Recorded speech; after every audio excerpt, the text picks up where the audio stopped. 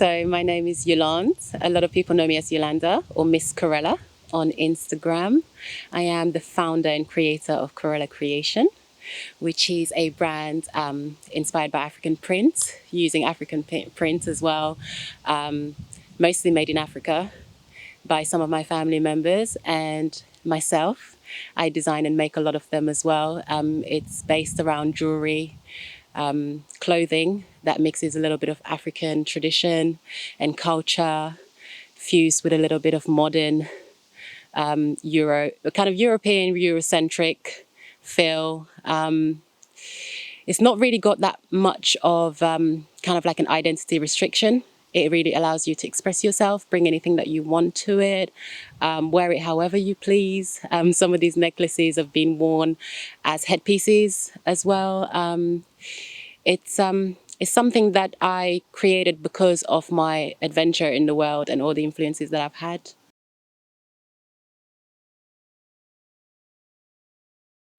I could be in the middle of nowhere, that's how it feels. I'm in the middle of the countryside in East Sussex, and I'm by the meditation tree, which is just breathtaking. It's a great view. I can really feel all the elements here. I can feel the air. I can smell the air. I can smell nature. The colours are so vibrant. I feel really earthed and grounded here. The reason is actually pretty clear and simple. It's one of the most honest things I've decided to do, I would say, because I've been playing around making things and being a little entrepreneur and living true to our stereotypical reputation as a Senegalese woman, that we hustle and we find ways to create income through creativity anywhere we go in the world. We seem to be very good sellers, apparently. So other than that part and honouring that part of myself, it's been a decision that I took when my father was on his way to passing, actually. Little did I know he was just very sick, but I didn't think that it would kind of conclude in him passing on. And I just remember these words that he used to say, which is, don't wait for tomorrow to do something that you can do today. And I felt like I had waited my entire life. All of a sudden, it became very apparent that time is not something that we're entitled to, it's borrowed. It seems to go, and I don't know, it just seems to go whenever it wants to. So I felt like there was no better time for me to honour that passion that I've had from being a 6-year-old girl that used to sit at the tailors waiting for scraps, making them and then selling them to my friends for their pocket money. So that's why I actually did it. It's literally because of my father's words and my realization in life and how we must be grateful for every moment that we do get, and we should first of all do us before anything else. So before going to the office and playing receptionist, I decided to do Yolanda, and that ended up in Carella Creation, which is my father's last name, actually. I'd like to say the future's bright, which no pun intended, because colour is my main focus with this brand. Although the prints do mean a lot, the colour is essentially what makes it such a bright thing. And I hope that that brightness carries on straight into the future, bringing loads of success and joy and expression of self more than anything. But I think ideally, if we're talking about business-wise, I would love to have a store. I would love to pop up somewhere around Brighton or other cities, be able to give people the experience to actually first-hand experience this clothing and see the vibrancy and the colours for themselves, because I feel through a screen, a lot is mistranslated, and we do rely on screens a lot, and we don't actually realize what it is to connect with something. So the texture of these fabrics is something that I feel like everybody needs to experience firsthand. So a store would be great in Brighton, in the city that I've grown up in, would be amazing, of course. But otherwise, just more exposure for the brand, more people to come in of all races and backgrounds, and not feel like, you know, there's any cultural appropriation to do with this, because the whole point of this is to show that it's fusion. It's about inspiration. It's about legacy. It's about something that's always and forever going to be part of us, which is expression. So I just want that to thrive more than anything. And I want people to just get together, you know, amongst this madness, and to use their creativity and their craft to bring each other, you know, closer, and to essentially walk each other home, really. So the garms are made in my home, in my little workshop, if you can call it that, and also in Senegal. I've got my cousins and my sister. They source fabrics and make sure that it's paid fairly. Some of my designs are also created by my cousin, who's an amazing tailor.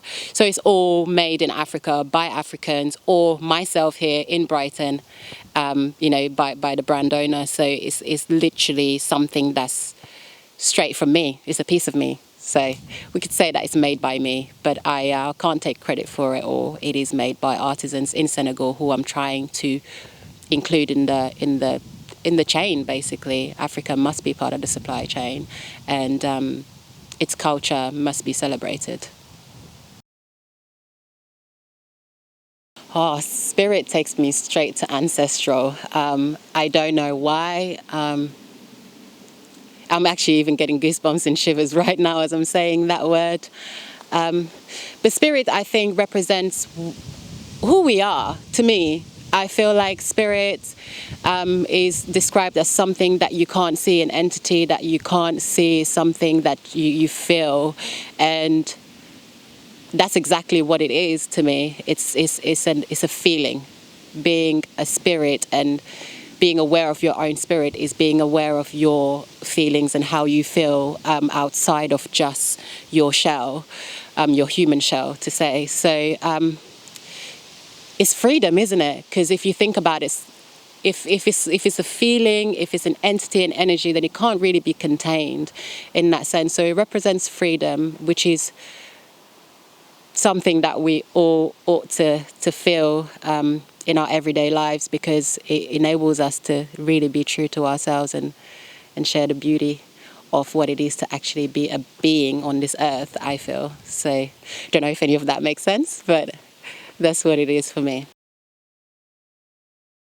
Oh, the craziest adventure.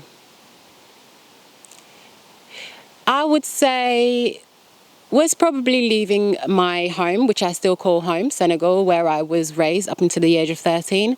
That was one of the biggest adventures, because I consciously, as a child, always had interest in other parts of this globe. And I set off to come to England and learn about the culture, and join my mother as well, who was already living here for a couple of years. And from here, I then branched out to so many other places in the world that I have to say that coming to England, first off, that first step was my biggest adventure, because it opened up so many doors for me to reach places that I never would have imagined reaching. But probably to put it into concrete experience, I would say that going to Southeast Asia was one of my biggest adventures, because I took my 3-year-old son with me, who was suffering from asthma at the time, and he was very ill, and I decided that island life was going to make him better. And it was a bumpy ride, but we had the most amazing time. It was the most bonding time between mother and son, and we ended up in Australia. So by the time he came back, it was 8 flights in total. So I definitely count that as an adventure, definitely a crazy one. I would say adventure is learning, is exploring, for me anyway. it's not just going into the wild and having a walk. It's about taking things in. It's about experiencing things. That's what adventure is. And I feel so blessed, like, to have experienced a lot of things in my life. So I feel like everything is an adventure. Even this is an adventure because it is an experience that I've not had with yourself before. And yeah, that's what adventure represents to me. Learning, exploring, yes, and discovering. Oh, there comes the question. Five. I speak five languages, all to different levels and understanding. But yes, five. Would you like to know which one they are? Some words. Oh, goodness me. It's English is always one of those languages that's like not as easy to translate into something else.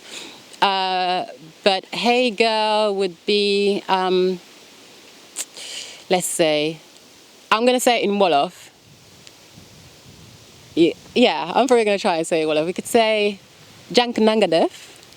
It's more like how are you? Hey, but it's girl. It's Janka, which is girl. Nangadef is how are you in Wolof.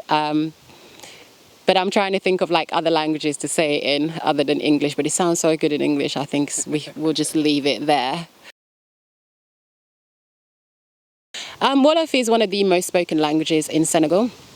Other than French being the national language, Wolof, you'll find that most tribes, although they have their own dialects, will speak Wolof.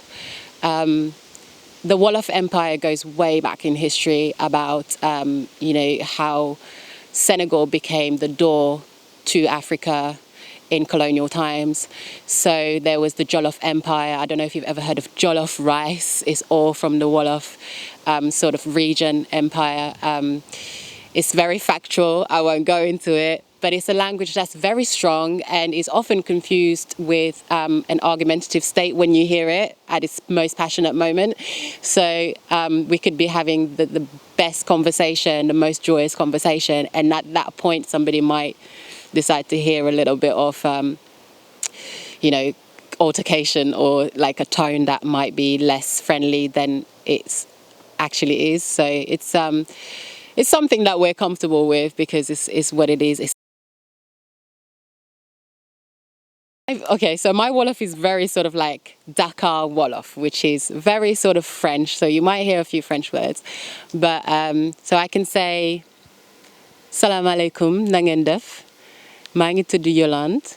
Sénégal laa dëkkoon, mais léegi Angleterre laa dëkk. Dëkk naa fi plus de 20 ans. So there's the French. You can hear it. What else can I say? I could say a lot of things. It's always hard to like be spontaneous, but I just said something along the sides. Like I used to live in Senegal, now I live here. But most of all, you kind of, the most common greeting would be to say welcome, peace is welcome, salam alaikum, na ngeen def, and you always ask how are you, like how are things, hope you're well, and then you proceed to saying anything else. And this goes for conversations, voice notes, anything. The greeting has to be solid of asking the person how they are and to welcome peace into like that moment that you're choosing to communicate with them. So yeah, pretty deep language. But I'm surprised I still speak it after so long, not having very much of my community around here in Brighton, but I still love it. It's a huge question, and I think if we all knew the answer, I would hope we wouldn't be here in the ways that we are here. But I think unity, the key to unity is realizing our oneness, our connection to everything. And it's not just to each other as human beings, but to absolutely everything. And it sounds really typical to say nature, but I mean absolutely everything. Your thoughts, what you do, how you treat others, how you treat yourself, all of that is part of that oneness. And once you become aware of that, I think you grow a conscience that enables you to tap into that empathetic sort of drive and compass that we all have inside ourselves, because most of the things we see that should not be tolerated. We know how we would feel if it was the other way around, if it was us that were being treated that way. So really, it should be the most natural state to action, kindness and compassion, and to live by those rules. I would say universal rules that make it so easy to just get on. It would just, I don't know, I think it would be much easier to not fight that natural side of ourselves and put up these barriers that end up causing segregation and therefore weakens us as beings on this planet and weakens everything around us. I mean, the fact that we're not unified or united is a clear reflection on even nature and the things that we're experiencing mentally every day. Our souls are kind of being tarnished by this way of living that's very unnatural, and I feel like it's about time that we try and get back to it by getting back to us and getting back to ourselves. During this whole time about Hey Girl, because it's so inspiring and it's so along the lines of what I'm aiming to do, which is just create a world where everyone is included in the way that they choose to be included. And it's so nice to have like a magazine like Hey Girl create a space where people can come and express themselves limitless of, you know, who they are and what they want to say or what their message is to the world or even to themselves. It's something that's rare, and I feel like a lot more people need to try and do that. I mean, I literally didn't even know the identity of the gender of the person I was speaking to until we scheduled this shoot, literally. So it just shows to say that it's not all about pushing genders and race and identity. It's about just creating a platform. It's about accepting and welcoming people, no matter who they are. And it's beautiful to see. And I'm very honored to be a part of it. So I thank you for the opportunity and hope to do more with yourselves and hope that you thrive and become even bigger, even though that's not the aim, but in terms of bigger, in terms of your community growing and just essentially creating a family, which is or what we all aim to be in, isn't it? We all aim to kind of have a little family, whether it's just ourselves and our dog or like ourselves and ourselves. It's just essentially being that one again. So it's great. So thank you so much for having me. Hey Girl Magazine, it's been an absolute pleasure. Yolanda here from Carella Creation signing out. You can find me on my social media platform at Carella Creation or on my website, which is www.carellacreation.com. And I hope to see you guys again. And thank you so much for having me.